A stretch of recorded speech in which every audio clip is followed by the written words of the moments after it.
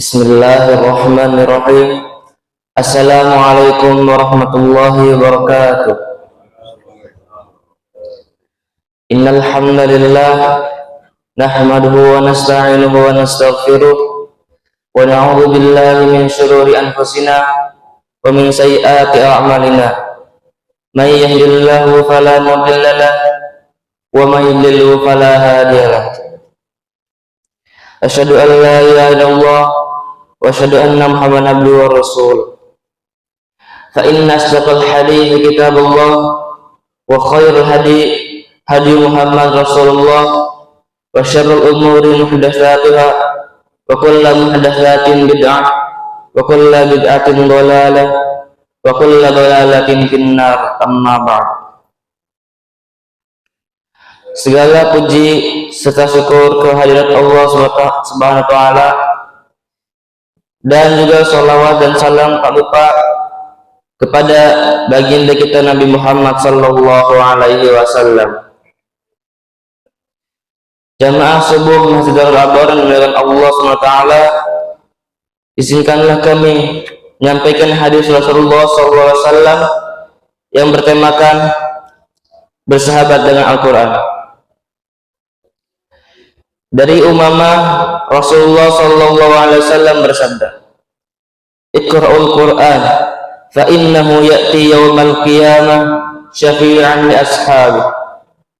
Yang artinya, bacalah Al-Qur'an karena ia akan datang pada hari kiamat sebagai syafaat bagi para sahabat. Hadis riwayat Muslim. Rasulullah sallallahu alaihi wasallam dalam hadis di atas memerintahkan kepada kita untuk membaca Al-Quran, sehingga kelak Al-Quran yang telah kita baca tersebut akan menghampiri kita guna memberi syafaat kepada kita selaku sahabatnya. Perintah Rasulullah SAW sangat jelas, yaitu bacalah Al-Quran, karena dipertegas dengan sabda lanjutannya yang menjadi alasan kita senantiasa membaca Al-Quran, yaitu karena ia akan datang pada hari kiamat sebagai syafaat bagi para sahabatnya. Untuk menjadi sahabat Al-Quran, mulai saja dan membacanya, lalu perbanyak membacanya, sebab membaca Al-Quran itulah obrolan kita dengan Al-Quran, yaitu kalamullah. Bacalah seakan-akan Allah sedang berbicara dengan kita melalui kalamnya. Pahami, renungi, dan taatilah, maka kita akan menjadi sahabat Al-Quran dan kelak akan mendapatkan syafaatnya. Itulah pesan hadis tentang Al-Quran di atas. Dalam Al-Quran kita dapat menemukan panduan hidup yang benar. Sebaliknya, apabila kita jauh dari Al-Quran dan tidak menjadikannya sahabat kita, maka hidup kita akan mudah diperdaya oleh rayuan dan bujukan setan untuk dijadikan sahabatnya. Manakala kita bersahabat dengan Quran, maka kita akan selamat di jalan Allah SWT. Sebaliknya, kalau kita bersahabat dengan setan, kita akan merugi dan jatuh ke lembah curang dan kesesatan. Kecintaan dan interaksi kita dengan Al-Quran juga merupakan ukuran kebersihan hati kita.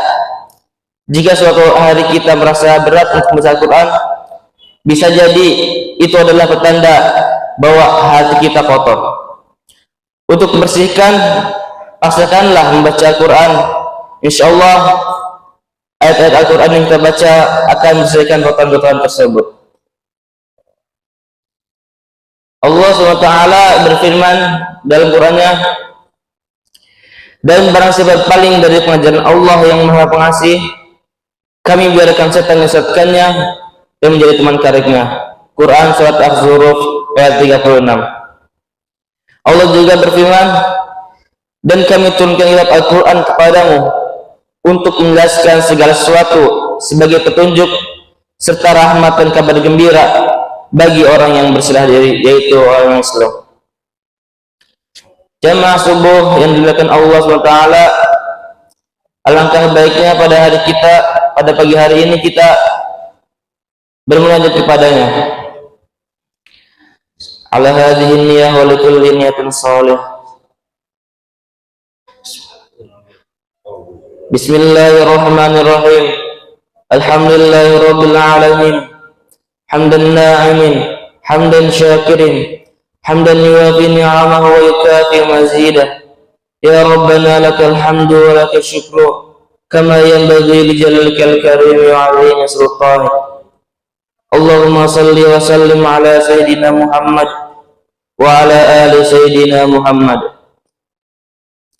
Ya Allah yang Maha Besar dan Maha Kuasa, kami mohon kepada Engkau ya Allah untuk para musyrik, pemberi wakaf, orang tua asuh, donatur, pembina dan pengurus yayasan, pengurus ponpes, serta Bapak Ibu jamaah salat subuh Masjid Darul Abdur dan umat muslimin dan muslimat, agar Engkau ampuni dosa-dosanya, dosa besar, dosa kecil, disengaja ataupun tidak sengaja, diberi hidayah agar dapat melaksanakan semua perintah-Mu dan meninggalkan semua larangan-Mu, diberi kesehatan agar bisa istiqomah dan melaksanakan ibadah baik yang wajib maupun yang sunnah, diberi rezeki yang luas dan berkah agar mau berbagi kepada yatim dan wafa dan perjuangan Islam, diberi kemampuan bisa bersabar jika menerima musibah dan pandai mensyukuri kenikmatan, diberi keturunan yang qurratu a'yun, keturunan yang salih dan salihah. Allahumma la tada' lana dhanban illa ghafartahu wa la hamman illa farajtahu wa la daynan illa qadaytahu wa la hajatan min hawajid dunya illa qadaytaha ya arhamar rahimin. Rabbana atina fid dunya hasanah wa fil akhirati hasanah wa qina adzaban nar. Subhana rabbika rabbil izzati amma yasifun wa salamun alal mursalin walhamdulillahi rabbil alamin. Sekian yang bisa saya sampaikan, kurang lebihnya kami mohon maaf. Billahi taufiq wal hidayah. Wassalamualaikum warahmatullahi wabarakatuh.